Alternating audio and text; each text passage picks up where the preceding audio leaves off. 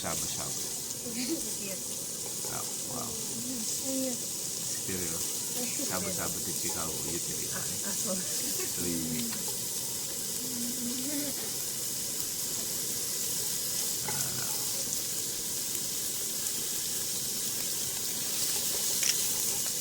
koy defaree xool leen ko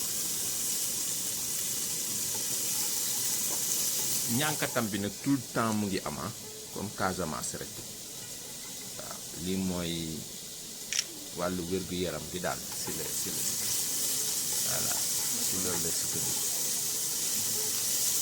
ne ko si loolu la sukkandiku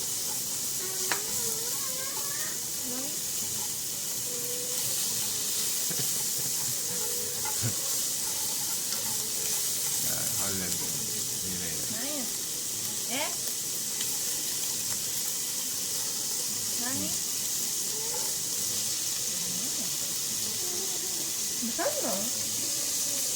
xool leen voilà Mama, aku kayak ini. Bom bom bom bom bom. booboo ngi lox ma ne ko supame woo mu doon lox Aku sayang itu. mun nga xam ne yàpp buy dund ak légumes yuy dund yu frais qualité daal ñoom qualité lañuy lekk fa waaw roxaya moo nekk fii bi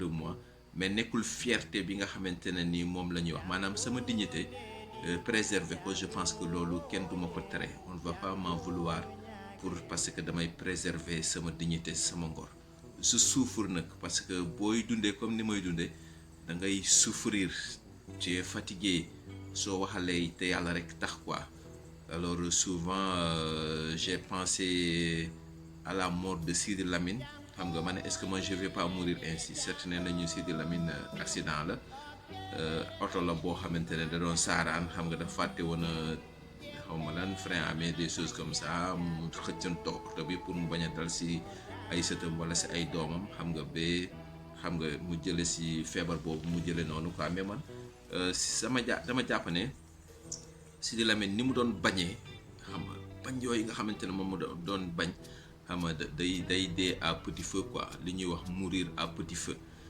donc dama jàpp ne man si noonu laay deewee quoi parce que toujours man maa ngi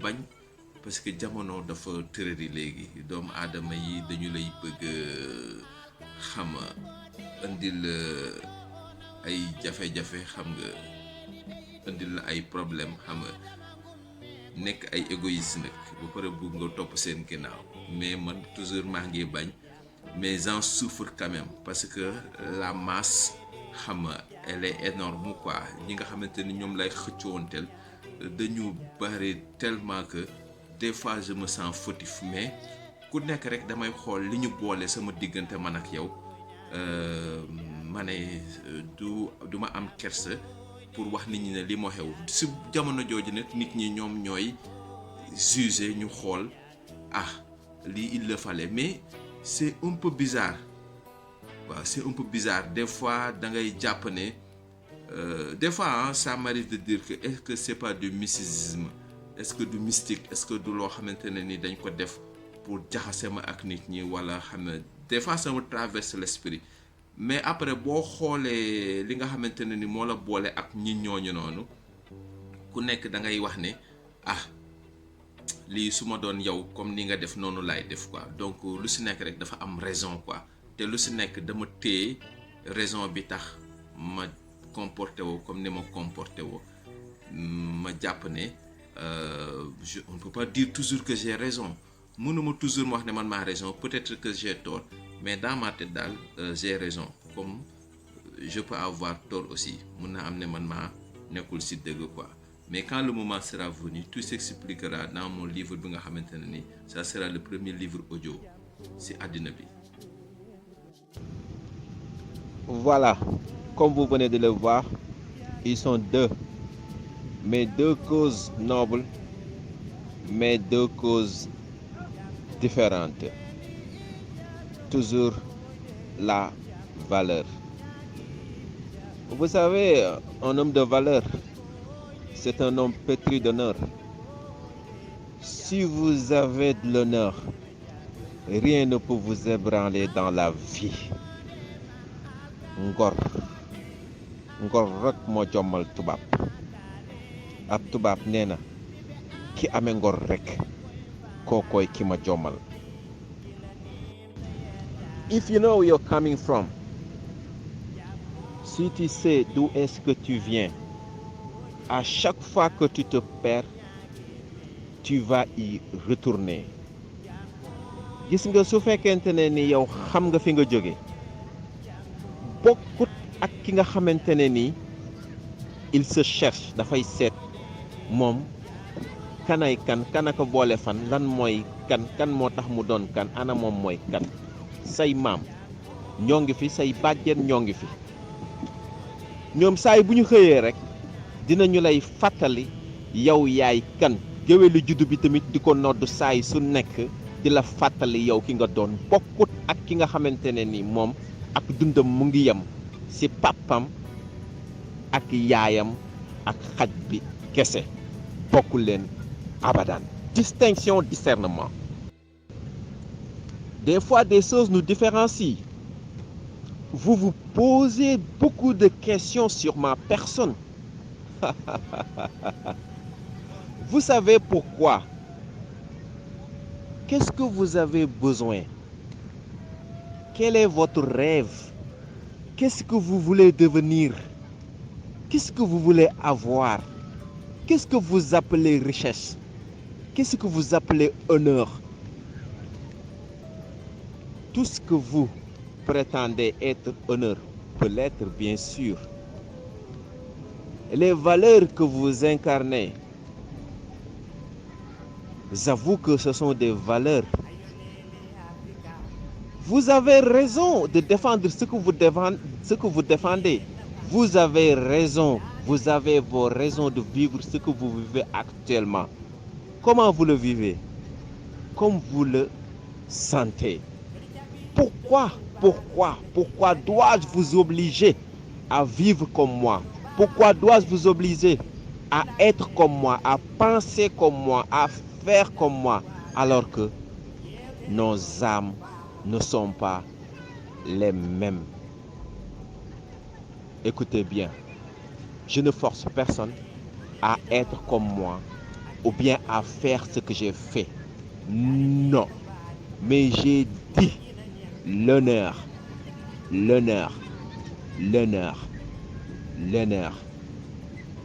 n'a pas de prix. Personne ne peut acheter ton honneur. Quel que soit ce que tu appelles honneur, tu ne l'échangeras pour rien au monde. Jamais, au plus grand jamais.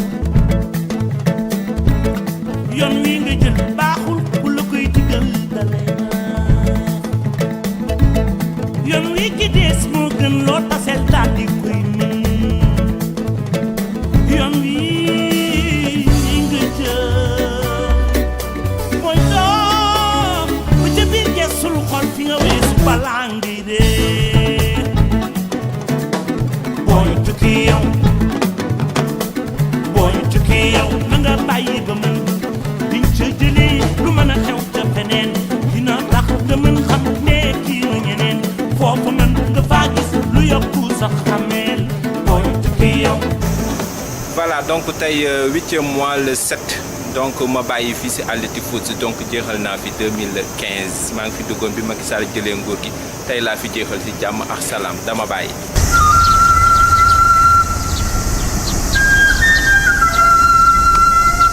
alhamdulillahi rabbil alamin alhamdulillahi rabbil alamin alhamdulillahi rabbil alamin. Par la grâce de Dieu, j'ai vu clair. Moi, la clairvoyance, bu nga xamantene ni mom la len di wax. Dans la conscience tranquille, si une famille bu nga xamantene ni dañu ma bëgg tubar fakal machallah, si réew mu nga xamantene ni awma fi ben jafé-jafé. Encore une fois de plus, dama ñibisé ci sama réew tok pour liggéey sama réew parce que gëm na né man mën na tok liggéey ci sama réew lolu gëm na ko depuis des décennies. Bu ma ñëkke ñëw fi en 2006.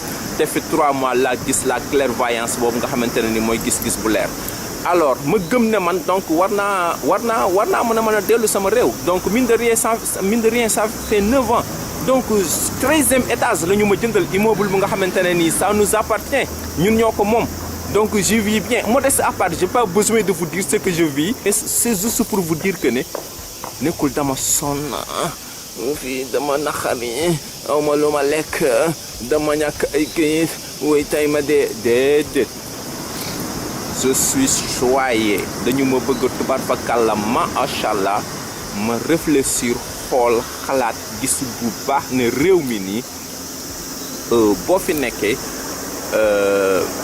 mënuloo leen jariñ dara man mënuma jariñ réew mi dara parce que tubaar fa kàlla macha allah xam nga japonais yi lu ñu am ci xam-xam alors donc man ñoom soxlaawuñu ma ils n'ont pas besoin de moi donc man su ma nekkee ci réew mi nii mënuma def lu dul ay baara ñëndee alors ay liggéey yoo xamante ne ni ay xaalis rek nga ci am quoi te doomu aadama au moment donné il n'a pas besoin d'argent mais ce dont il a besoin mooy servir xam nga li mooy wax ne lan la ma samam réew mën a jëriñ ñu def ci croix nga ne lan laa war a mën a jëriñ samam réew foofu laa toll bu ma gisee réew mi ni japonais yi defee ba réussir tey jii nii jiitu ki nga xamante ne nii ñooy chinois yi nga xamante ne nii lépp Chine la jóge Chine ñëw fii ak Amérique ñu jàng ci ñoom ba comprendre lu bëri yu nga xamante ne nii tey ñu ngi koy def te américains yi comprendre ñu ko te américains yi ak chinois yi ñoom ñoo leen jàngal loolu noonu tey par la grâce de Dieu bi ma comprendre loolu je me suis dit que ne mais pourquoi pas man dem loolu wane ko sama Sénégal. Ousmaneさんすごく元気ですよ。dafa baax dafa ñor ni mu ñor la tam bi baax la tam bi baax a baax am yërmande. Donc ne pensez pas que ne waruñu mën a jël une telle décision non c'est valable pour tout le monde la ngay dund ci réew moomu noonu nga nekk dem ba bàyyi say doom ñu tumuranke te réew ma la nga xamante ne ni moom la lay imposer yow du yàgg mukk ba nga dox ci parce que xam naa ne yéen ay góor yàlla ngeen te ay jullit ngeen donc da ngeen di marié ak ay tubaab ngeen ànd ak tubaab bi 2 ans wala 4 ans wala 10 ans après ngeen forcé leen bàyyi leen ak doom yi ñu tumuranke c'est pas la solution parce que yéen a ngi ànd képp ku nga xamante ne ni tey yaa ngi déglu vidéo bi nga bëgg say akab tubaab xamal ne c'est impossible mënul nekk finalité bi mooy nga bàyyi ko wala mu bàyyi la nga bàyyi say doom ñu tumuranke wala ñu bàyyi. gis nga boo xamee ki nga doon gis nga bu la yàlla dimbalee ba nga xam ki nga doon gis nga boo xamee ki nga doon yow da ngay xam sa yoon te di ngay moytooy tamit di tooñ parce que xam nga ki nga doon xamal sa bopp waaye nag xam sa bopp dina tax nga réere sa boroom boo xamee sa boroom it dootoo xam sa bopp te ko xam sa bopp tax nga réere sa boroom réere nga sa bopp parce que boo xamoon sa bopp di nga xam sa boroom kon xamal sa boroom nga xam sa bopp te nga moyoo xam sa bopp nag ndax xam sa bopp daf lay tax a fàtte sa boroom déglul nga dégg li ma wax for ko jeex ko ay at di ko seet di ko seetaat seetantanal wax ji ma lay wax fii nii xamal sa bopp bañ a réere sa boroom xamal sa boroom bañ a réere sa bopp parce que boo génnee ci sa jëmm rek da ngay réere sa boroom te boo génnee ci sa boroom rek da ngay réere sa jëmm honneur ngor sa ngor valeur mon Dieu créa l'homme et l'envoie sur terre pour qu'il soit son représentant. Chacun de nous a une mission sur terre. Quelle est votre mission? Vous pensez que vous n'êtes pas en train de remplir votre mission dignement? Si. Est-ce que c'est à votre façon ou bien c'est ainsi que Dieu avait voulu votre mission? C'est la question que chacun de nous doit se poser. Ce que tu es en train de faire, c'est votre mission. Attention.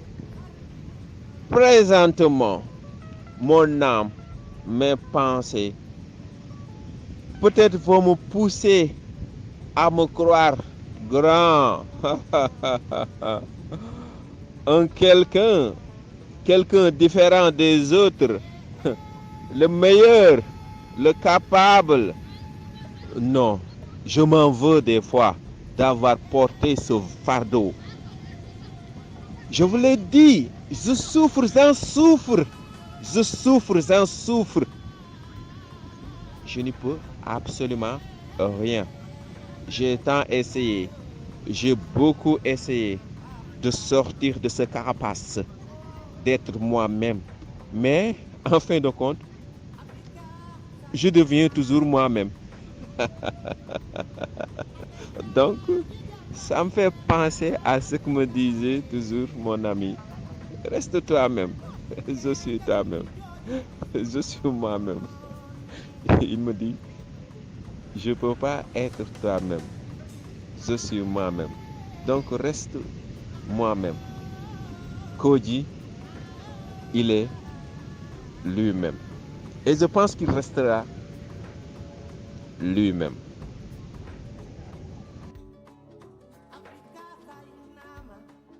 développement bi ñun lépp fii la ñu koy liggéeyee ci réew mi mais nag man lu may gis ak li nit ñi di gis c'est diamétralement opposé bi ma ñëwee ci réew mi gis naa ne nit ñi ñu ngi xool immeuble yi waaye bu ma xoolee immeuble ba la mu kawe fa mu fa nga xamante ne ni mooy cappaandaw ga foofu saxaarang say génn c'est que saxaar seex poussière beex li nga xamante ne ni mooy alors ni dëkk bi bindoo waxoon naa leen ko man ak Lamine Mbengue tey constaté nañu ay McDonald ak ay lekk yu neex yi ay KFC fried chicken alors mooy ginaar gu nga xamante ne dañ ko sax yooyu yëpp ñu jël ay ginaar yu nga xamante ne dañ leen dugal ci ay poulailler batterie alors stressé leen ay mbaam xuux stressé leen ay nag stressé leen nag yi nga xamante ne dañ doon daw liberté ginaar yi nga xamante ne doon daw ak liberté ñu dugal leen ci ay machines yi nga xamante ne ni ñoom duñu am sax benn centimètre pour yëngatu donc fa la ñuy nen fa la ñuy dee ba ginaar yeneen yi lekk ginaar yi ñu jël ginaar yooyu jël seen nen jox la ko yow nga di ko lekk donc yow ñaari nit yoo gis fii ci réew mi ñu ngi am feebar bi nga xamante ne ni mooy feebaru cancer ñoom dem nañu ba mënatuñu sëy parce que xaalis bi nga xamante ne ni moom la leen capital bi di laaj pour ñu sëy amuñu ko alors ñu ngi continuer nekk ci capital bi donc ñooñu bu démb doonoon tey dañuy dellu ci àll ba bay seeni tool donc ils ont regretté ils ont vieilli ñu ngi ànd ak seen xaj gis nga leen ni ñu doxoon toog xaj yi ñoom ab xaj moo ëpp solo fii li nga xamante ne ni mooy ak nit donc sama taxawaay boobu nga xamante ne moom laa gis nga gis ma publiquement ma yor sama pancarte bi alors taxaw di exprimer wu c'est juste pour montrer que ne man def ma ab xaj moo ma gënal fii nga def ma ak nit parce que mënuma réussir dara lu nga xamante ne ni xaj bi day puub nga gis ñu laab ko fob ko yëggati ko nit ki nga xamante ne ni moom mooy daw pour xaj boobu noonu alors nit jaralu ko dara du ko xool dégg nga góor gi nee na jabaram moo ko gën xaj bi moo ko gënal foofu jabaram mën na fóonante xaj bi moo xaj bi ñooy nelaw waaye jabaram loolu mënu ko def ak moom pourquoi parce que sensation bi nga xamante ne nii li nga xamante ne moom la manque d'affection moo dal waa réew mi duñu xool nit bët ak bët duñu wax ak nit duñu communiquer ak nit donc man très sincèrement monsieur Mbengue alors Lamine Mbengue fiw ma andi fiw ma jëlee ma ko gënal donc man damaa dellu Sénégal toog alors ci sama njaboot ñëw liggéey pour Sénégal kon Lamine Sénégal TV maa ngoog.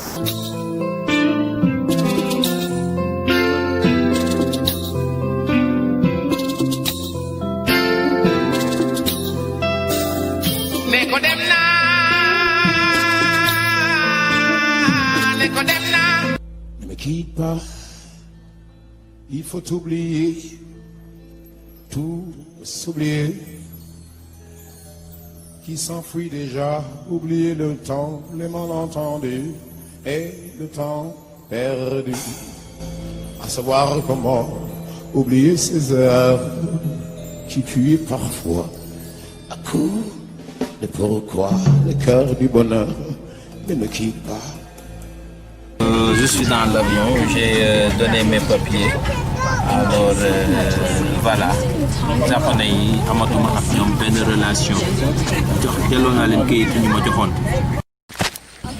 I'm back home, Africa, the best country.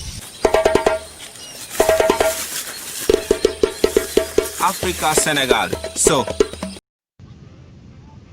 Mon Dieu créa l'homme et l'envoie sur terre pour qu'il soit son représentant. Chacun de nous a une mission sur terre. Quelle est votre mission? Vous pensez que vous n'êtes pas en train de remplir votre mission dignement? Si. Est-ce que c'est à votre façon ou bien c'est ainsi que Dieu avait voulu votre mission? C'est la question que chacun de nous doit se poser. Ce que tu es en train de faire, c'est votre mission. Attention. Présentement, mon âme, mes pensées, peut-être vont me pousser à me croire grand. Quelqu'un différent des autres. Le meilleur, le capable. Non, je m'en veux des fois d'avoir porté ce fardeau. Je vous l'ai dit, je souffre, j'en souffre. Je souffre, j'en souffre. Je n'y peux absolument rien. J'ai tant essayé.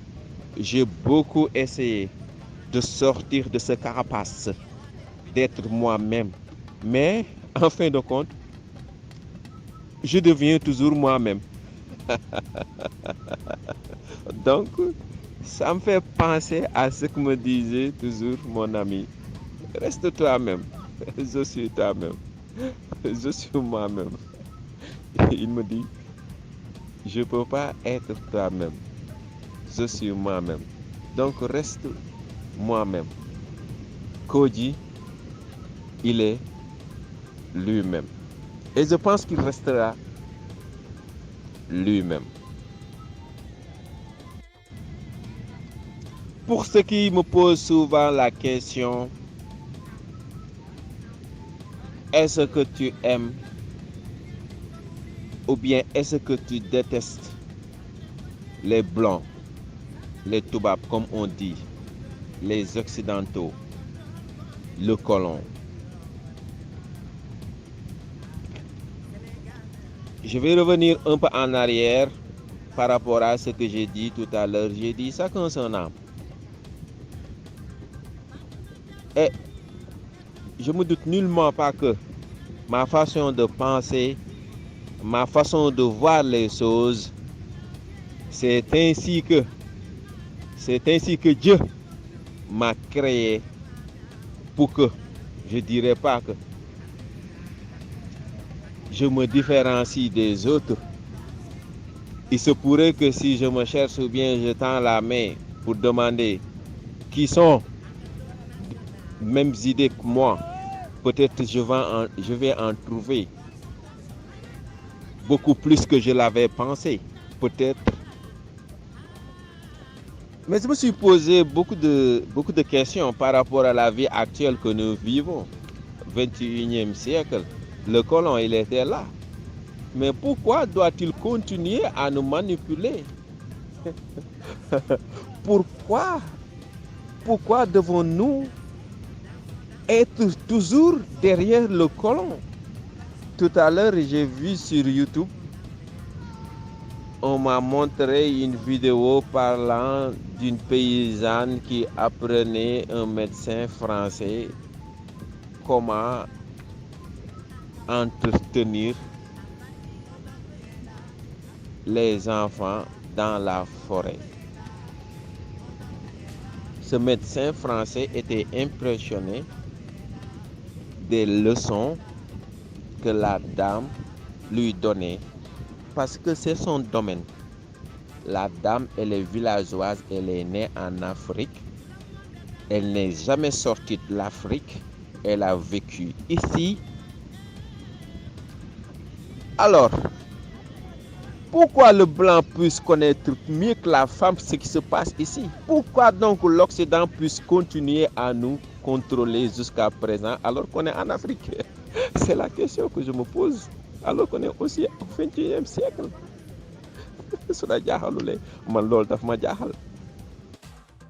Oui.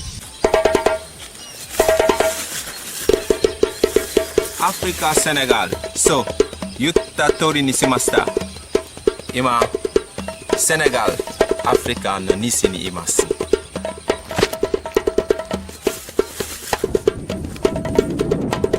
Mashallah.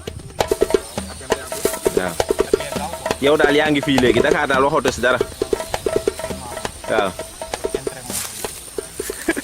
waaw Doudou looy pare def nii. man li muy pare def nii uus. waaw.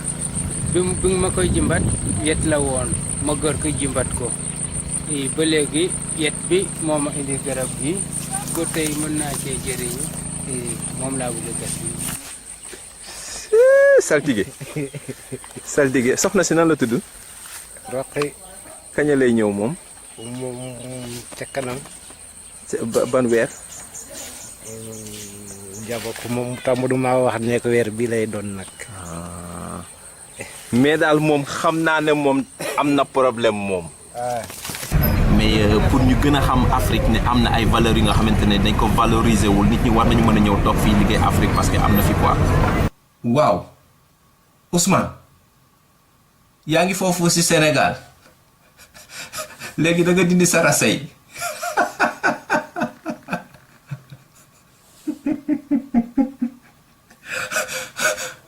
billaay bu démb doonoon tey doo dellu da nga doon jaay ak njabul rek naan man yàlla laa gëm yàlla léegi yaa ngi nii di dof-doflu wala sax presque dof nga yor say sagar taxaw si mbedd mi xoolal si carton gi nga tëdd nii si àll bi léegi li nga foogoon ne boo ñëwee Sénégal danga koy am di jaay ay sa dund gu neex gi nga doon dund bitim réew nga bàyyi ko ñëw di jaay ay affaire man maa ngi fii di enjoy di live julli gi su ma ko mënee def ko su ma ko mënulee bàyyi ko parce que boo amulee xaalis doo dara maa ngi ak sama plenty money iPhone 7S laa yor bii mujjee génn 7S bi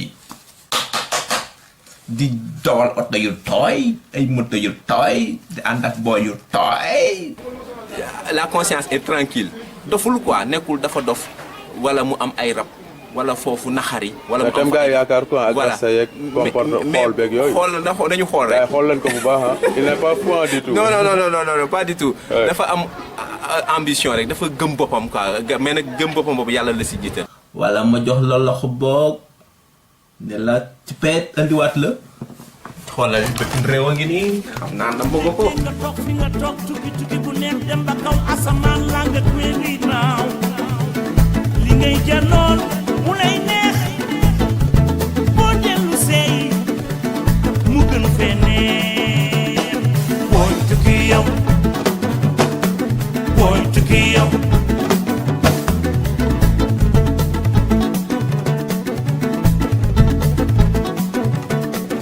lu ba lépp sàmm ma ngay naaw te booy seet sax taxu koo gaaw te léeg-léeg mu dem ba gaaw tukki gane waaw lu jëm jéeri ma ngay naaw naawal ba kaw asamaan indaale ñuy xabaar ku dul tukki laan doo xam fu dëgg ne